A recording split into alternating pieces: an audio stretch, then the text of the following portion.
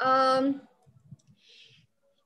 Good evening to all the audience participants present here for the talk program of Digitizing Language and Cultural Heritage of Dimasa, an indigenous community of Northeast India. There was a little bit of a technical glitch because of some problems since we are not together, so we had to arrange the live stream together. So now that we have sorted, so we can start, and I'd like to introduce to you with us, we have Professor Christina Wasson. She's a professor of anthropology from the University of North Texas, USA. And she has had done quite a lot of extensive work on anthropology, such as she's also an anthropolinguist. She's also a design anthropologist, and she's also associated with us in Northeast India, especially with Bodo and Dimasa communities. And she has been working. It's been almost 2 years. She's in contact with the Tibeto-Burman linguist of Northeast India. She has had so many publications, and I don't know if I can justify addressing them here. In fact, there are more than 50 research works that she has done. Currently, she has been, and she is doing some major researches, such as participatory design of language and culture archive, ethnographic research for self-driving cars, meeting and network, a new approach to the analysis of participatory decision making, and user research for the UNT data warehousing analytics or dashboard initiative. So without wasting further time of Christina Wasson, I'd like to request her to kindly deliver her talk, and you can present your PPT. You are the co-host. Yeah, thank you.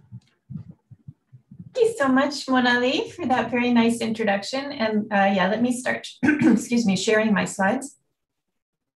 So hang on, let me do this. Oh, I'm sorry. Okay, all right. So yeah, thank you for the invitation to speak to the Dimasa Scholars League and other members of the Dimasa community. I've so much enjoyed my visits to the Dimasa community in 2018 and 2020, and I hope to return again once the pandemic allows. Meanwhile, I'm enjoying the virtual collaboration with Mona Lilongmailai and many other Dimasa community members. And I'm also happy to be building a connection between my university, the University of North Texas, and the Dimasa Scholars League and Assam University. I'll try not to speak too fast. I know that I have a strange American accent, which may be hard for you to understand. So, hang on, I'm trying to change slides here. Why is it not changing? There we go, okay. So first, I'd like to recognize the Dimasa collaborators on this archive project that we've been working on. It's exciting to see how big the Dimasa team is becoming, and they are doing a lot of work. So there are also many more people who contributed to the wonderful research visits I had in 2018 and 2020. And I want to at least recognize Ashok Kumar Lantasa for his contributions and his generous help on those visits. Sorry, it's always, I'm having trouble. There we go, okay. For some reason, changing the slides is going slowly, but hopefully it'll be okay. So I want to start by giving a little bit of background on this topic. As I'm sure you know, around the world, Indigenous communities are experiencing a loss of their languages and cultures. There are many reasons for this, like the history of colonization, the spread of global capitalism, westernization, modernization, Education often removes children from their communities and teaches them world languages like English at the expense of their community languages. And often traditional cultural practices are no longer learned by today's children, especially in urban areas. At the same time, Indigenous communities have become concerned about this situation, and they're taking many steps to stop it and to revitalize their languages and cultures. And those steps take many forms, from after-school programs for children to learn traditional practices like music and dance, to the development of literatures in various Indigenous languages. And one tool to help communities revitalize their languages and cultures is online archives. So archives in earlier times, before the internet, used to be like buildings that house books and manuscripts and other kinds of artifacts, like museums also. Museums, artifacts, and archives, very, very similar. But in today's world, everyone reaches for their phone first. It's easier often than traveling to a brick and mortar building, which anyhow may not be located close to where you live. So, so archives have gone online to a large extent. And this picture shows a Dimasa dance that was performed for us on our 2018 trip in Kedrawang Kalachan village.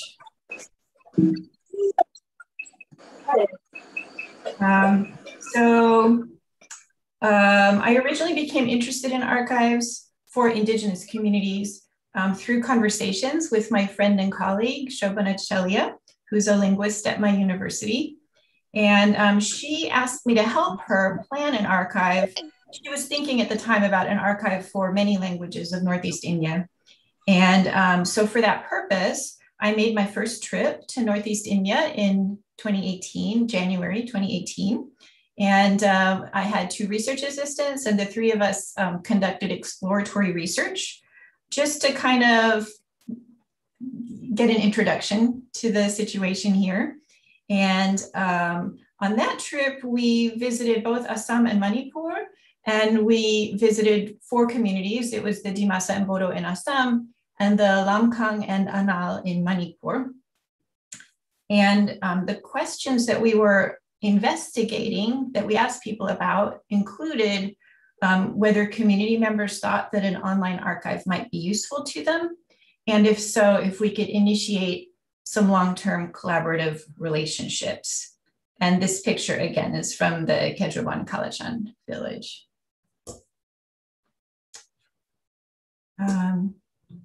There. So on that trip, we interviewed 57 people.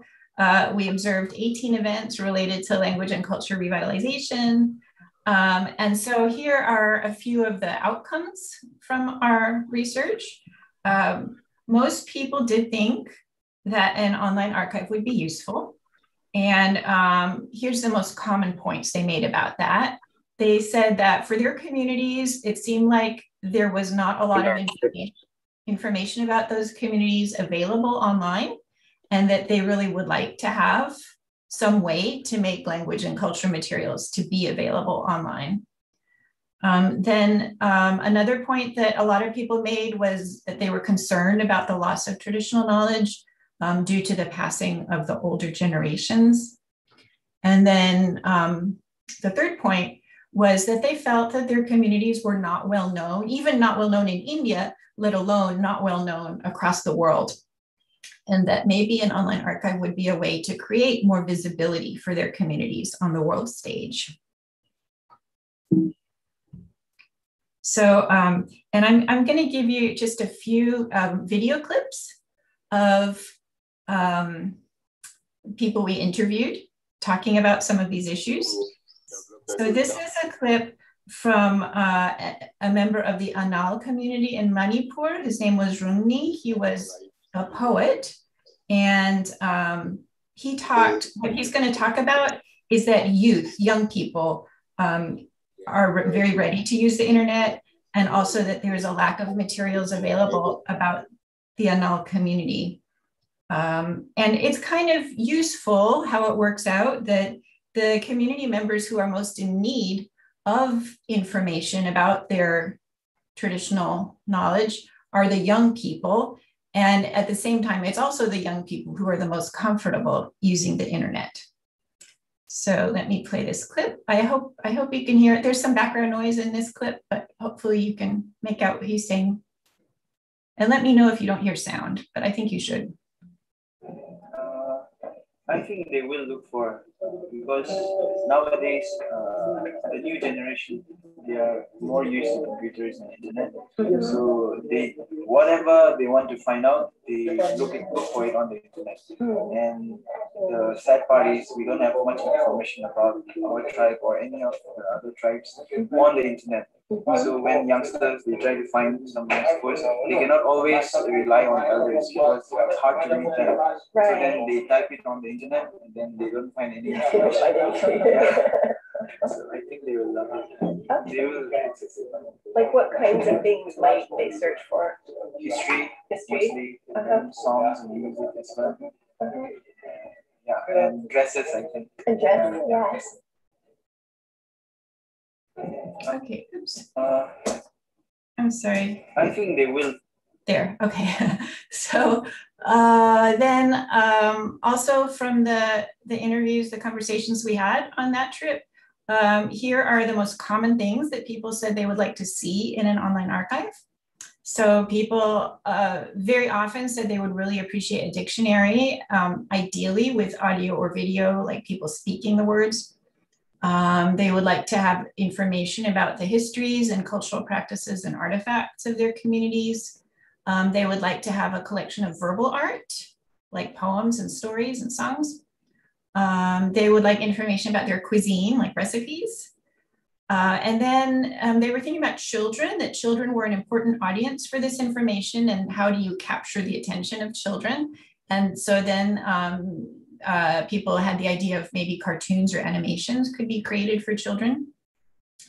They thought of making the publications of the literary societies available online through this source, if copyright issues could be worked out. And then they also said that there was already quite a bit of information spread around the internet, like on YouTube and Facebook and places like that, and that maybe an online archive could be a place to gather that information together and help people find it. So I'm going to play you another video clip. This one is, these are members of the Anal Women's Union, and they are saying that they would like to see traditional practices like handicrafts demonstrated online. They were quite concerned, like you'll hear, that many of these practices are dying out with the older generation. Yeah, though if you have those elders who knows how to make, they have to get the craft, no? Yeah. In which we are about to laws that skill. So I think it can be online. So younger generation also can learn that. No, what I mean is those who knows that how to make the persons, if they all pass away, then who will come and teach us? Yeah, definitely. So if we put in a website that is better than nothing. Yeah.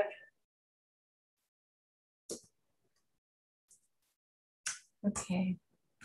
Yeah. I'm sorry, there, okay. So, so I came home from my first trip in 2018 feeling very enthusiastic about working on an online archive for these communities.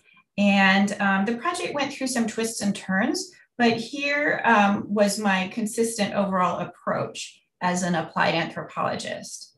So most fundamentally, I felt that my role was to support Indigenous sovereignty. So that meant that any archive that I helped to create would not be for me, it would be for the communities. And so decisions about, all the important decisions about an archive should not be made by me, but rather by members of the communities.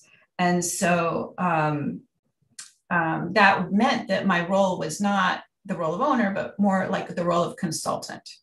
And the research methods that would support this kind of approach would be community-based and participatory. So during 2019, I was in communication with community members in Northeast India that I'd met in 2018 to start planning a community-based archive. And the Bodo and Dimasa communities moved forward. They were ready to move forward the most quickly. And so we decided to start by developing an archive just for those two communities. And probably our first major decision was to use Mukurtu. It was an obvious decision because Mukurtu is the only platform that has been created specifically for online archives for Indigenous communities. It's specifically there to showcase Indigenous cultural and linguistic heritage. And the fact that it's free and open source is, of course, very attractive also. It's used already by quite a few other communities, mainly in North America and Australia. So, so based on these conversations, my research assistant and I set up a prototype of an archive in fall of 2019. And then in February of 2020, I was able to travel again to Northeast India. I visited the Dimasa and Bodo communities along with a research assistant. And for the Dimasa, we held a workshop in Maibang that you can see in that picture in the middle. We met with Humi Tausen in the Department of Anthropology at Gauhati University, which you can see on the right. And we did a number of other things. The picture on the left is a Bodo musician. We had some really nice demonstrations of Bodo music and dance when we were in Kokrachar in Bodoland. So, and I want to recognize Drubajit Langtasa for playing the lead role in organizing our visits to the Dimasa community, both in 2018 and in 2020. And again, his cousin Ashok Kumar Langtasa was super helpful in helping to organize those trips. So then moving to the present, in 2021, we have been developing the archive. We've started to have Zoom meetings every week or two. We've created a logo, a homepage image, categories, community homepages. We've developed policies around videos and language and some other things. And digital heritage is being actively uploaded right now. So I want to show you what the archive looks like as of now. So I took some screenshots, and this is the homepage. So, and also at the bottom of the screen, I have the URL of the archive. So any of you are welcome to jump on it and have a look yourself. And this, I'm going to show you screenshots from a computer with a big screen, but it works on a phone as well. Just use your normal browser. So, so the archive is still under development, like nothing is perfect yet. There's a lot of little tweaks we're still working on, but here's where we're at now. And you can see in the top left corner, we have a logo that was created by a design student at my university in collaboration with the Dimasa and Bodo collaborators on this. And so the top half is from the Bodo Adonai pattern, weaving pattern. And then the bottom half is from the common Dimasa weaving pattern. So the logo kind of represents both communities. And then the picture was designed by another design student at my university based on photographs he was given of Bodo dancers and Dimasa dancers. And you can see that we're making an effort to have it be trilingual. So there's English and there's Bodo and there's Dimasa all together. So, and then if you scroll down on the homepage, you can see all the categories that our team has decided that materials should be organized into. So it includes dance, dress and ornaments, food, history, literature, and so forth. And we're still adding more categories. In fact, there's one more that we've already decided on, which is flora and fauna, which I'll be adding shortly. Let's see. Then on the archive, there's a Dimasa community homepage. There's also a Bodo community homepage, but here's the Dimasa homepage, which I put into 2 screenshots because it's long. So it starts with like a picture of kind of very traditional dancers and musicians. And then it has information you can see about the Dimasa, both in English and in Dimasa. And then if you keep scrolling down, you can browse the digital heritage items. So those are the actual materials that have been uploaded. So those can be, they can be videos, they can be photos, they can be audio files, they can be documents, they can be pretty much any kind of thing. And they're usually falling into those categories that you saw before, like dress and ornament, songs, food, and so forth. So this is kind of the list of all of them. And then if you click on one, like if you were to click on the top one there, you would get more information about it. And you can see there's in this case, there's a video, and then there's information on the right side of the screen and also information underneath. And this Mukra2 platform we're using, it's very flexible. So you can add a lot of information or a little information, and it can be really about any kind of information that you want to provide about that topic. So,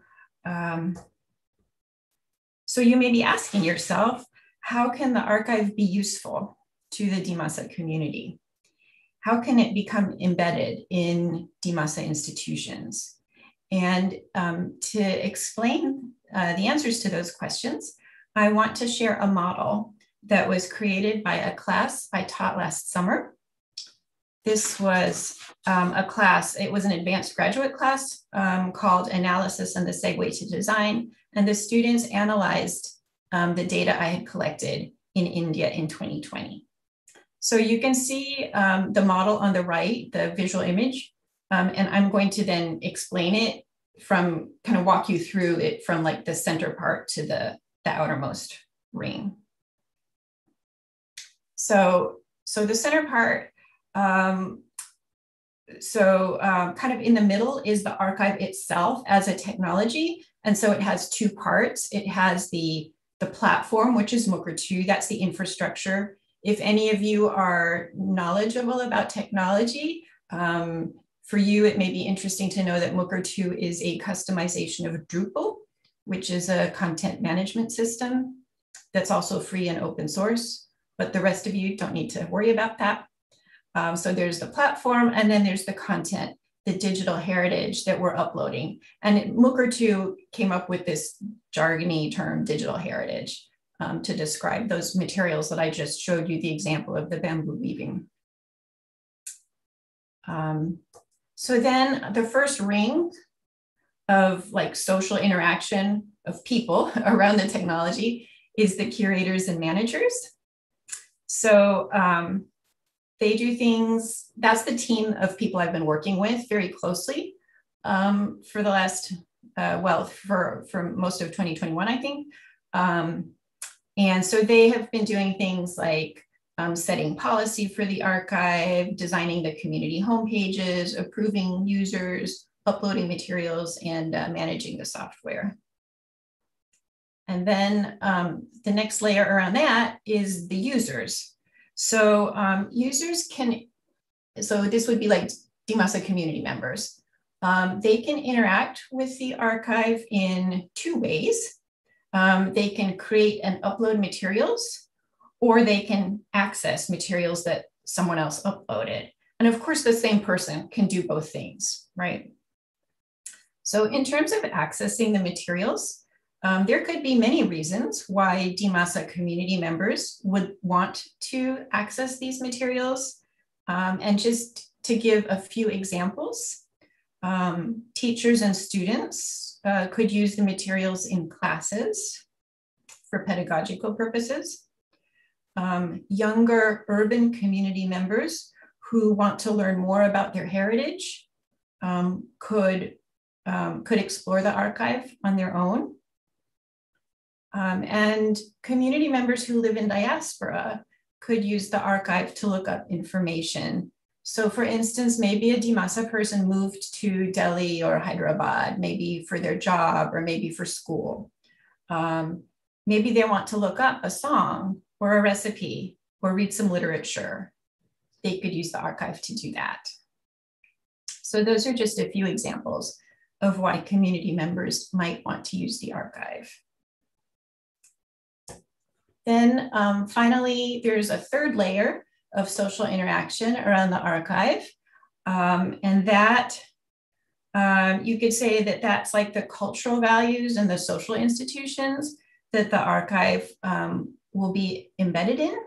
So you could say that a core reason to have the archive is that community members have pride in their beautiful language and cultural traditions, and that they want to ensure that these things are not forgotten. On the contrary, they would like more visibility, both not just within the community, but on the world stage. So, so that's the community pride, and then that leads to developing cultural events. But then also, as a practical matter, the archive needs to be embedded in various community organizations for funding and technology resources and recognition. So we have developed a memorandum of understanding for the archive with the 4 institutions that are listed here: my university, the Dimasa Scholars League, Assam University, and the National Institute of Horology. And we are about to sign it probably next week, maybe early next week. So it lasts for 5 years, and I am confident that within that time, I will have transferred all of my expertise and the archive fully over to the Dimasa and Bodo participants in this project. As of now, we're continuing to engage in the following activities. So the team will keep uploading digital heritage items, and the team will continue to institutionalize their relationships with organizations, including funding support and technology support. It's already going really well. And then once enough materials are uploaded, we can publicize the archive and encourage people to access those materials that have been uploaded. So thank you for your kind attention. I've put my email here in case any of you would like to contact me. I also have a link to my website, which has a lot of information about my research on it. And then I've also, once again, included the archive URL. Are there any questions? Thank you, Christina, for your excellent presentation on digitizing the Dimasa linguistic and cultural heritages. And I'm sure that the audience present here today have got immense knowledge and awareness of how to document and archive data in the software, so, and the web page, of course. So I'd like to request the participants to please feel free and ask questions or maybe give your comments and suggestions. So the room is open for discussion. You can unmute yourself and ask questions, or you can also drop your questions in the chat box. And those who are live in YouTube, they can also send their questions in the comments so that we can pass it on here.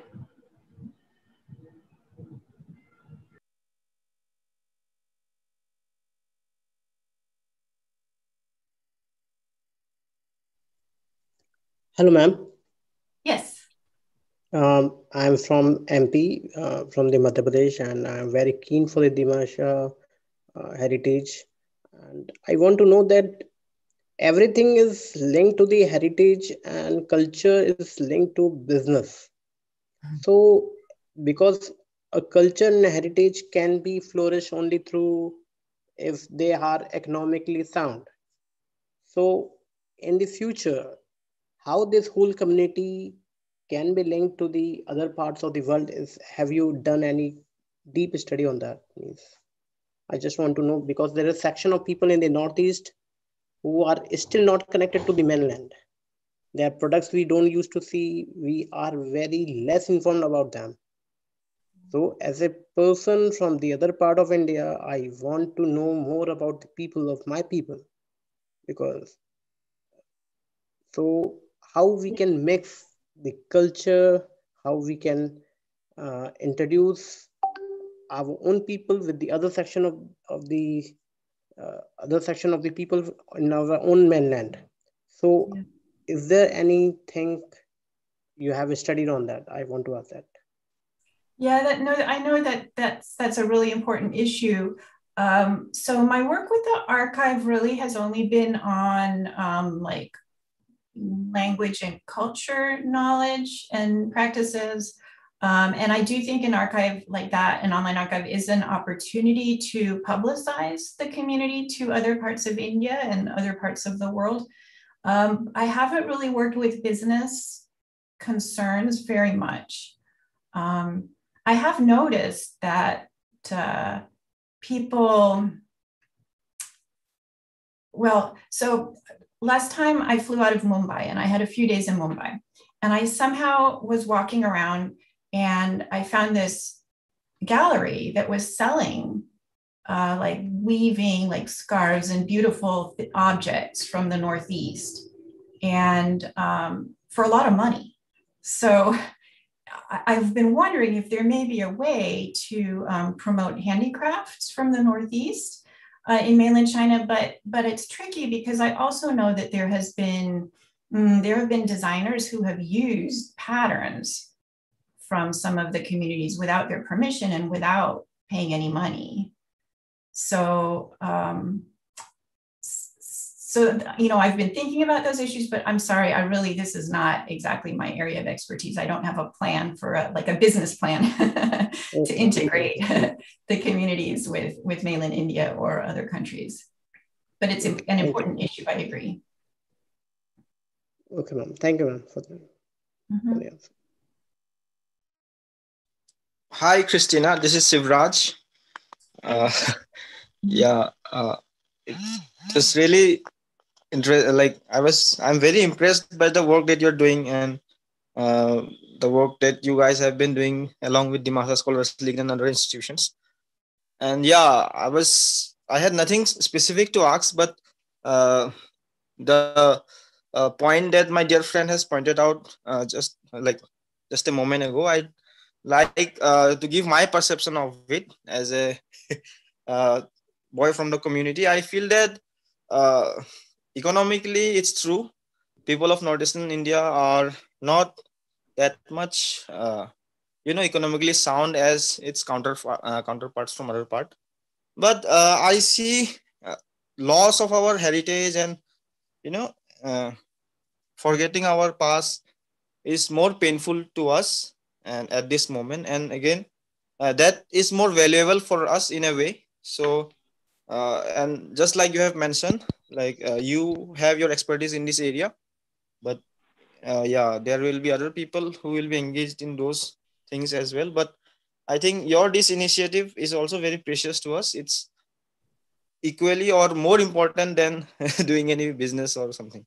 So that's my view. And like one question that I have is that uh, yeah, you have explained us with that chart of yours that how we can like contribute and all. But suppose there are like people of our community, most of us have their own, there are like different sections even in Dimasas, not sections, I may say, like regional variations. So if any document is being uploaded which may be like which may not be correct or can be edited, then what is the process for it? Like if it's get uploaded, how it get verifies and all. I want to know about that. That's a really interesting question about regional variations, and that sounds like a topic that the group I'm working with should talk about more, because I don't think we've talked about that at all, and that's a really good point. And I don't know much about it, so I think Monali and her team of Dimasa experts will have a much better opinion about that than I will. But I agree. I think it would be good to develop a policy around that. I mean, I don't even know if there's one like sort of official version of Dimasa, or if different regional variations are all official in their regional ways. And I don't know if maybe they should be labeled. I don't know enough to have an opinion, but I agree. We should talk about that. I don't know, Wenali, if you have any thoughts on that.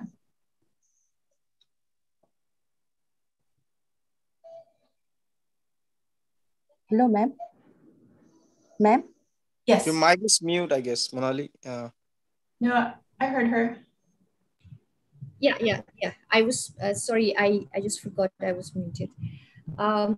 Yeah, I don't have much to say actually. The only thing that we can do in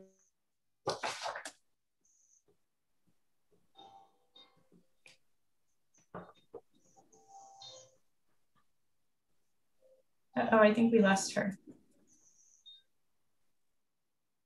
Maybe we can come back to this question if Yes. Oh, there she. Yeah. I just got disconnected. I'm sorry. So I think we need to document all the existing variations so that we can do something about it and then work on the policy making. I think that is what needs to be done because much of the dialectal variation still remains undocumented.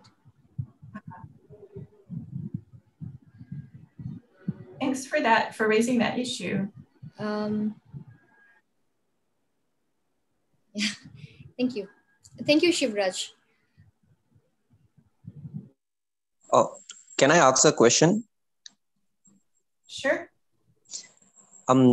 Hi, Christina. This is Kapil Kemprai. I'm also from Assam, and I cannot help but think about the greater picture that this particular project or research work might have, and what might be the future implications through this project, not only for the Dimasa community, but as a whole. Like what might be the greater impact on the society through this particular project? Because at one point of time, like how will it grow?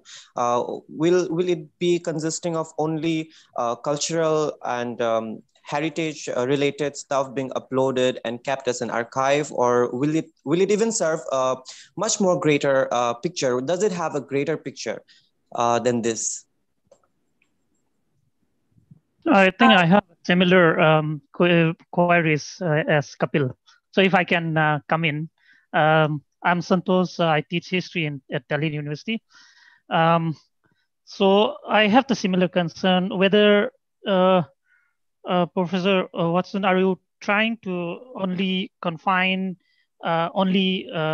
digitizing language and cultural heritage that your presentation focused today, or are you thinking about a more diverse kind of like because I am from history, so we have many historical sites, and these sites are now faces from unchecked development and encroachment, and in the worst of very dilapidated condition, and these historical sites are spread around across Kachar and not this Dimahasao and Dimapur, and they face this lack of effective conservation.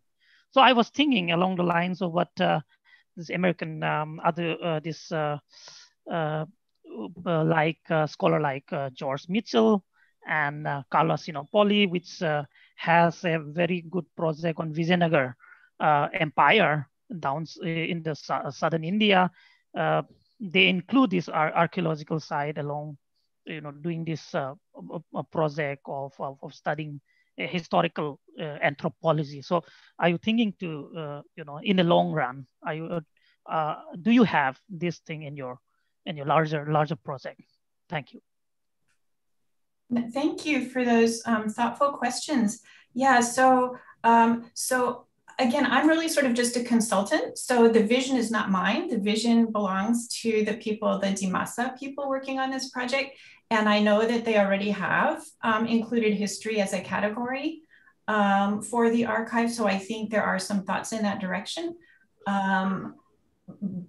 But I'm guessing that they would welcome your involvement. If you had ideas, Santos, about specific historical sites that could be where, you know, information about them could be preserved on the archive. But again, that's not my decision to make. It's the Dimasa team's decision. And for this meeting, I think Monali can be sort of the point person for the Dimasa team.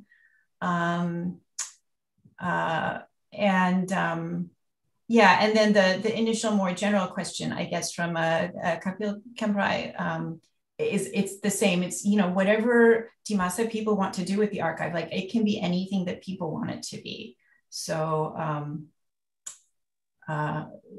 it does come from sort of this research tradition of like creating community-based online archives for Indigenous communities. But what exactly is included in the archive is, and if you look at existing examples of, for instance, online archives that use Mukurtu, they're very different. Like they are, each community has very different ideas of what they find important to put in an archive. So it's very flexible. Monali, I don't know if you have anything to add. Or can I come in? Or I think we have added quite some vision on history. So can I come in? I would like to ask and I would like to share something. Yeah, okay, Ganesh. Okay, good. So it was very nice and like mesmerizing talk, Christina madam. The thing is that you from being anthropological or anthropological linguistics, and I am from like trained background from linguistics. Like, so my concern is that we do work on endangered languages. So the whole of the northeastern part of the India is also a like majority and minority communities languages area. So one and all, what I'm willing to ask you or like share one, first I will share the experience.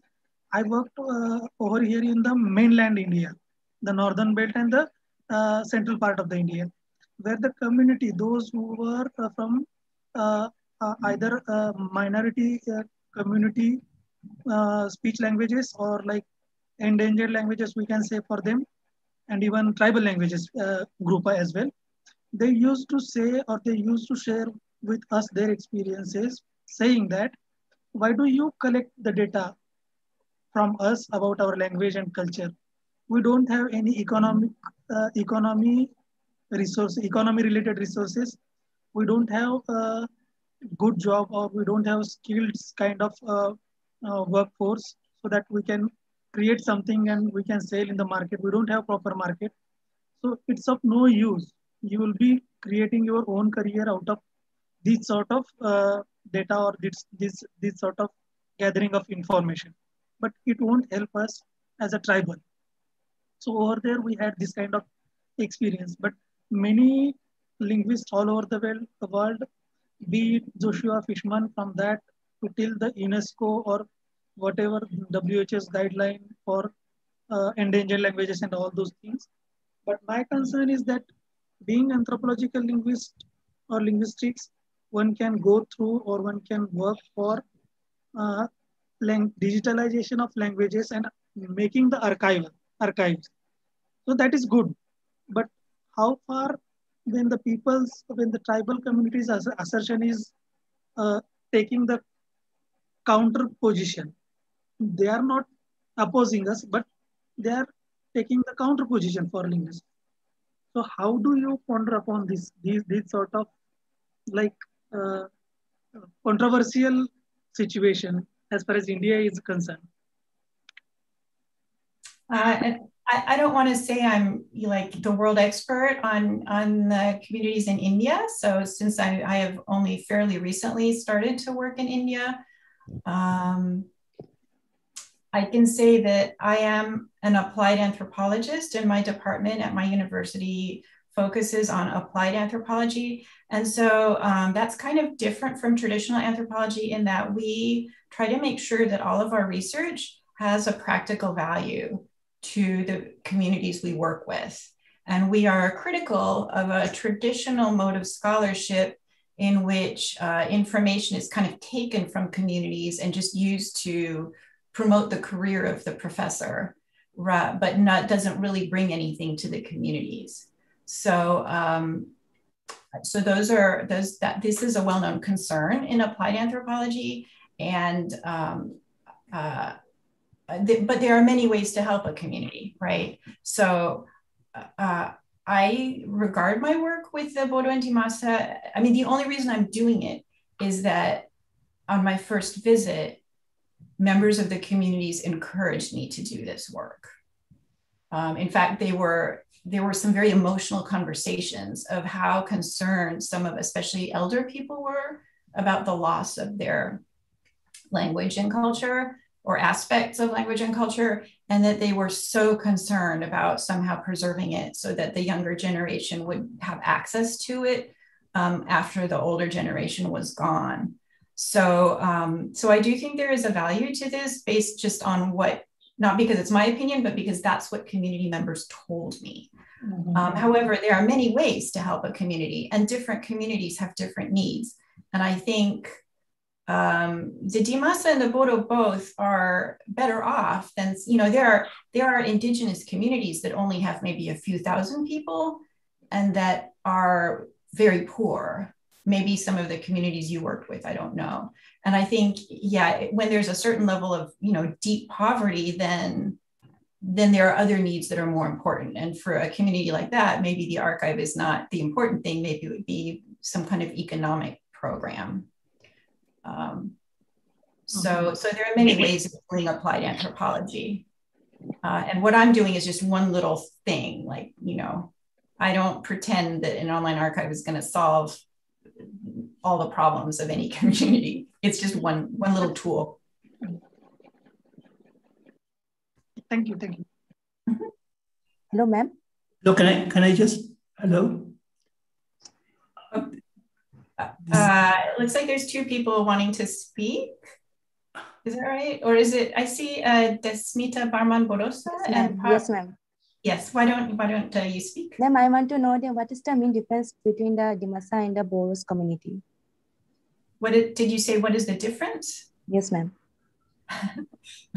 I'm sure there are people who have a much better answer to that question than I do. My understanding is that there's, I mean, they have similarities, right? But I think one difference is size. The Bodo seem to have about 1.5 million people. And the numbers I see keep changing, but at least some of the numbers I've seen are about 1.5 million for the Bodo and more like 120, 150,000 for the Dimasa.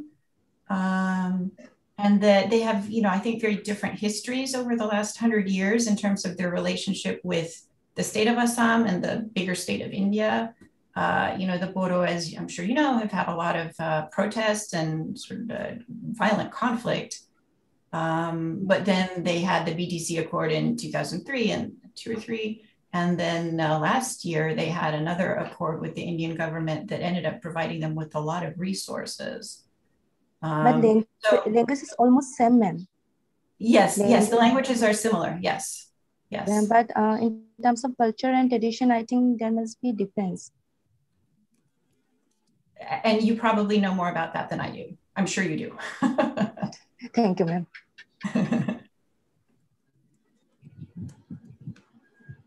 Yeah, I think there was another one who wanted to say something. So there is a comment in the chat box from Professor Partha Sharti Mishra. He says that thank you, Christina, for conceptualizing the idea of the archive and helping the community. It was nice listening to you. Hello.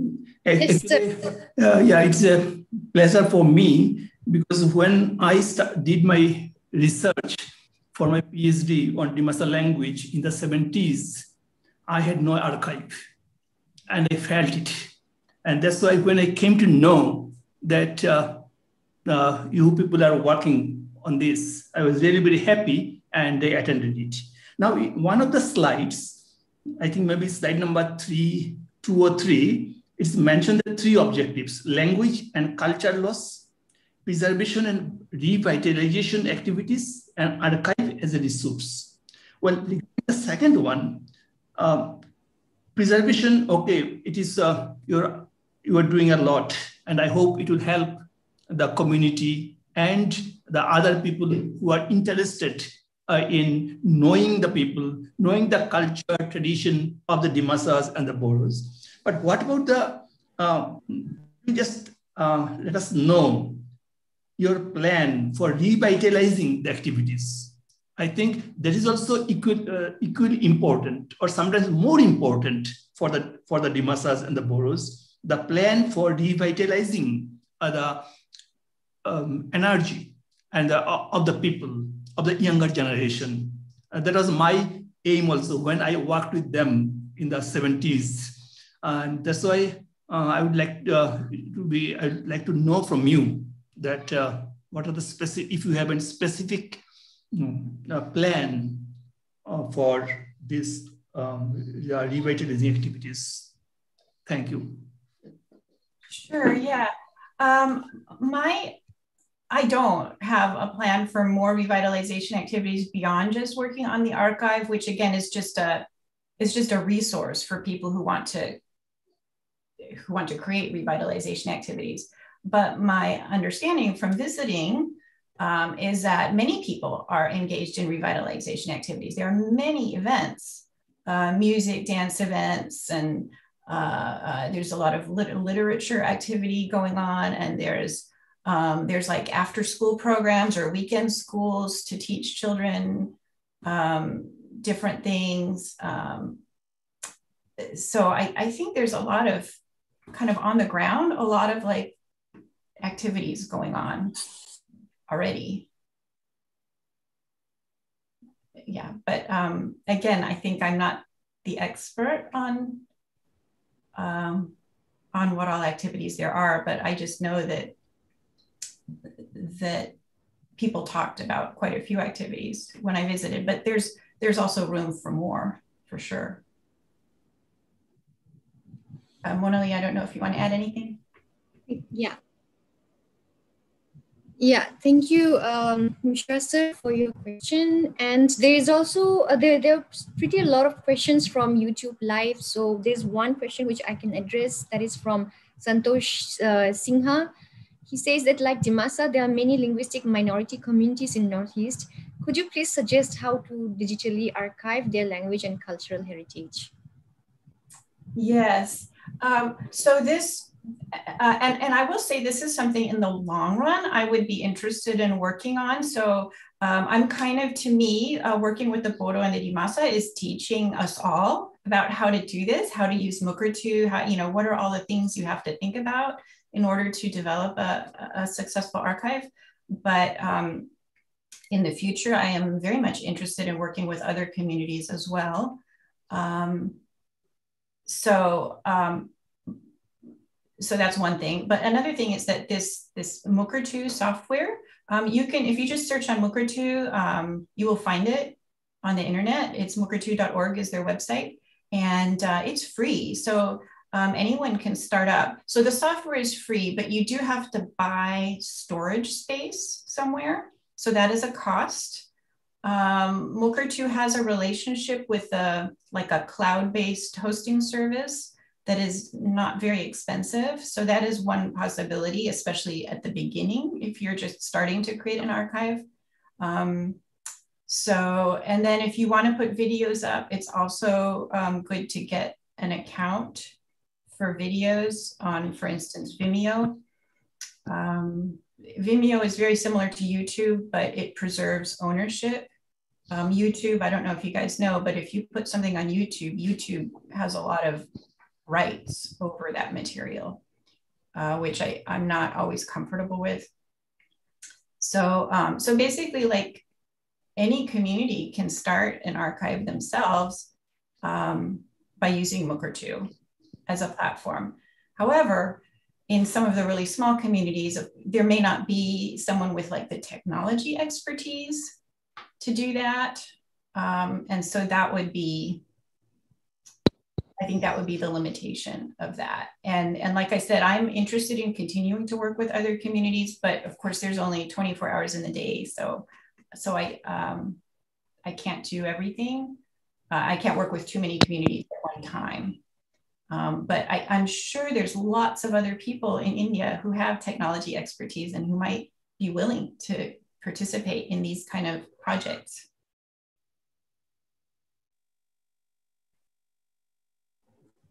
Right. And there are some comments in the live chat which will be gone once the live is over. So I'd like to read it out.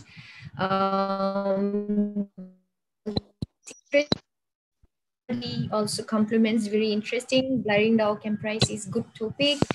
And I think we have one from Kapil in the chat box. So maybe you can read it also. We all talk about preservation of Dimasa language and culture, but little anyone has been able to do. I think this is the most innovative solution to preservation of the same as part of modern solution. I'm so glad to know about it. Thank you, Ma'am Christina, and the entire team. It is just so wonderful. Thank you. So yeah, thank you, Kapil. And are there any more questions? Yeah, Rakhi, yeah, please. Can I come in? Am I audible? Yeah. Yes, yes, yes. Hello? Yes. Okay, yes, you are. it says my network bandwidth is low. Okay. Yeah, thank you, Christina. I don't have a question per se, just there were certain queries. So as co-signees of the memorandum of association, I think, it is our responsibility also to be responding to a few of the queries.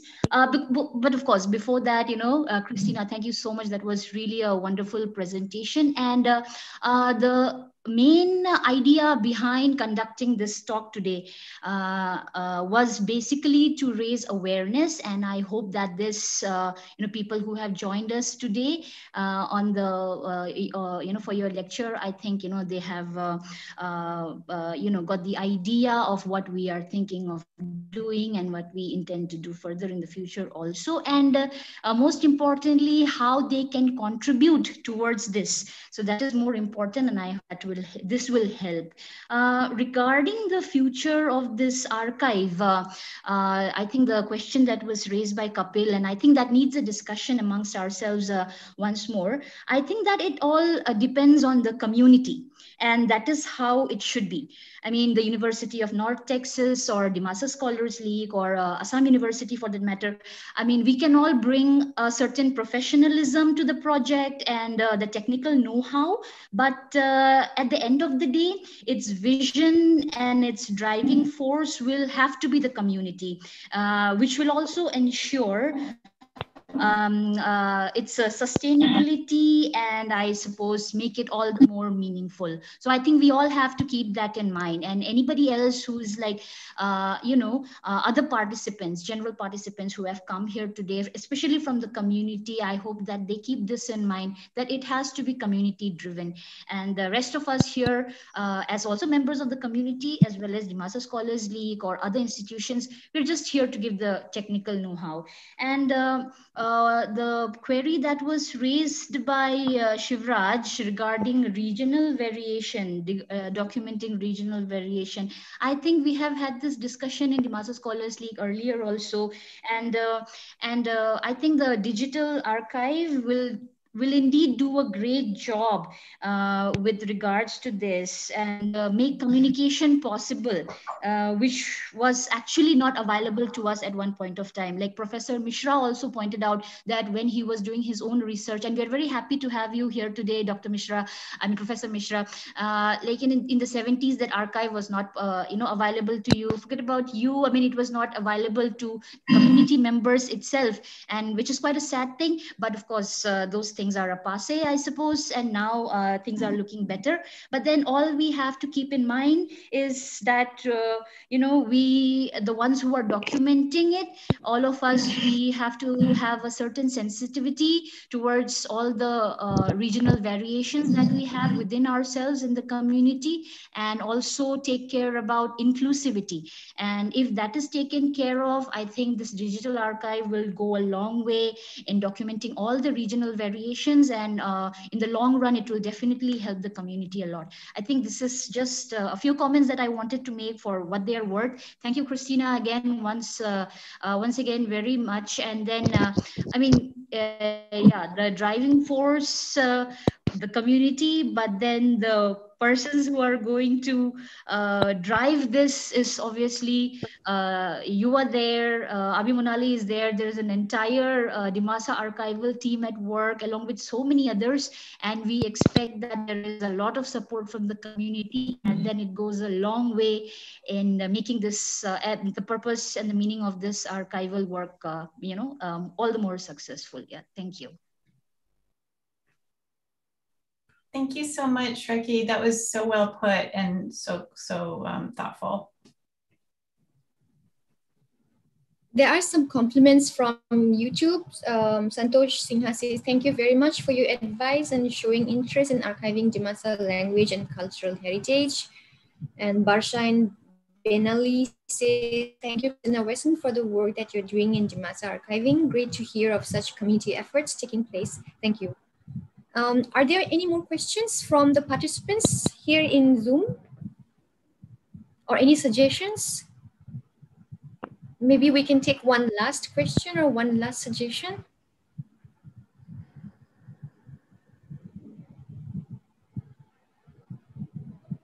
Animesh, you want to ask any? Ma'am, can you repeat your question?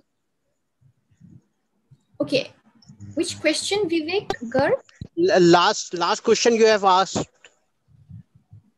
Oh, I asked if you have any questions or any suggestions. We're going to take only one question more. Almost been an hour. Ma'am, I'm not well known about the tribe of the Dimasa people, but I want to know from your people only that we are connecting with the central ministries.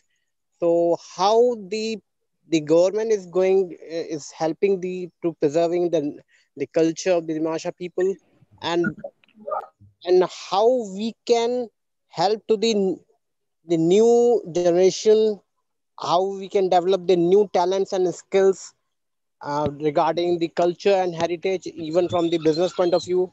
I just want some suggestions from the people itself, so we can provide those suggestions to the government, so they can also do something in helping the people like that. Vivek, unfortunately, the government has not done much. Hello. Yeah, you can write to me afterwards. I will share my email ID, and it is not a one day topic, so we have to do regularly. We have to think and we have to act on it. Thank you from my side.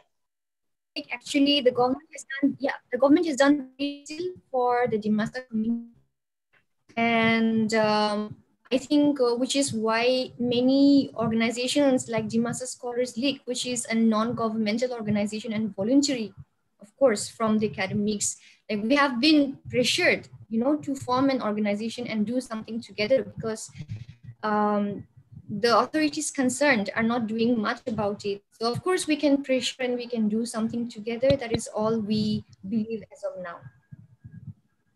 Yeah. I think Anisha Jerambusha Thank you, ma'am. unmuted. Thank you. I will share my So email if you ID have and any, you can write to me anytime. thank you.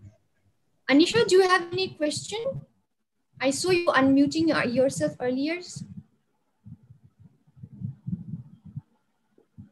Oh, it's Animesh.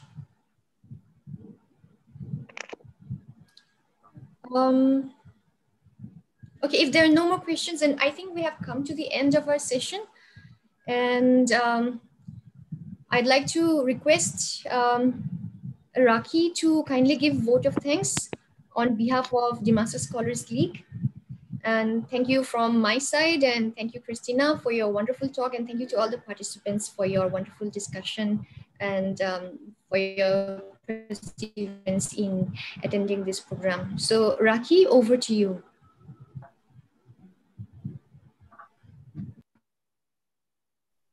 Thank you so much, Abi Monali. Well,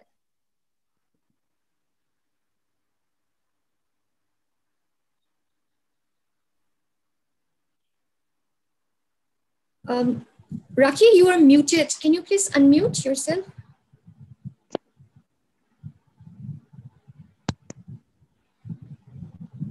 Rakhi.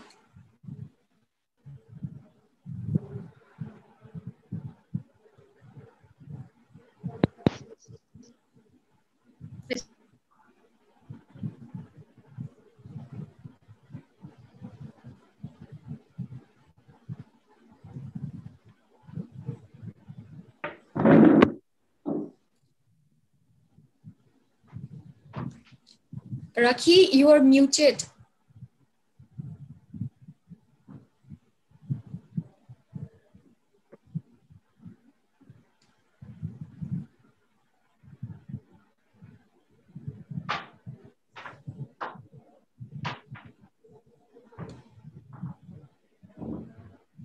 Rakhi, please unmute yourself if you can hear me.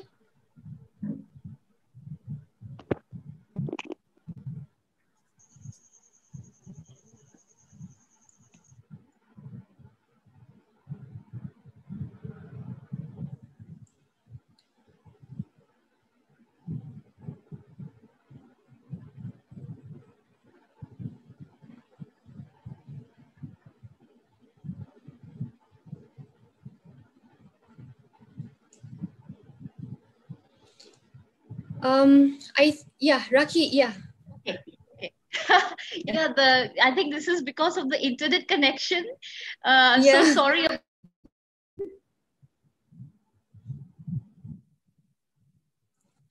I think she is muted again. So I think it's all right. What we can do is I can also say vote of thanks on behalf of Rakhi as president of Dimasa Scholars League. We'd like to thank each and every one once again for attending the talk today. And before we close the program, I'd like to request everyone to kindly show your video so that we can take a group picture.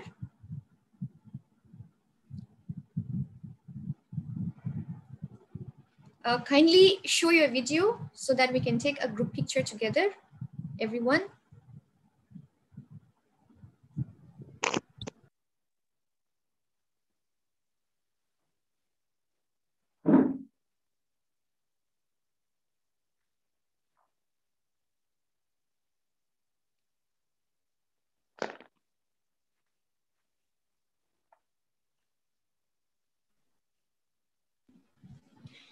Thank you, everyone, and good night to all, and good day, Christina. Thank you. Thank you.